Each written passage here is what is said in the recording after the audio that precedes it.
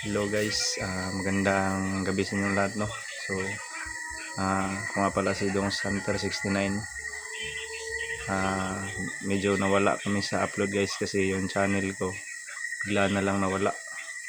So sa mga naghahanap sa atin dyan, nandito tayo, no? Kasama ko nga pala ngayon si Renren guys, yan.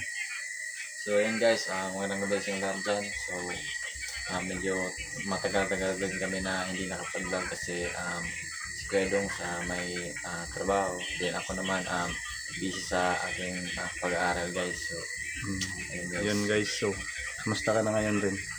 So medyo okay din naman at papatuloy pa rin sa pag-aaral hanggang sa makatapos. So mabuti yan. So yun mga idol, no?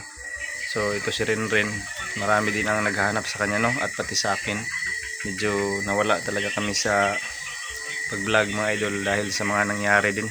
Maraming mga nangyari sa amin. At saka ito nga palang bagong channel ko mga idol. Sana suportahan nyo, no? Saka yun, shoutout nga pala sa ating mga dating solid supporters na pumunta ngayon dito sa ating channel. So sana patuloy pa rin kayong sumuporta at saka sa mga kasama ko rin, no, na hindi ko na nasamahan na mag-explore mga idol dahil nga doon sa nangyari, no, medyo matagal kaming hindi nakapagsama dahil nawala ngayon channel ko. So ngayon babalik ulit tayo mga idol para sa inyo, no.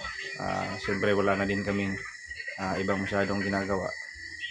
Kaya pagpatuloy pa rin natin yung mga nasimulan natin kahit nawala yung channel ko. So medyo matagal, no? Tsaka medyo malaki-laki na yung channel na yun mga idol. Mga 100 copy na yun. Pila to?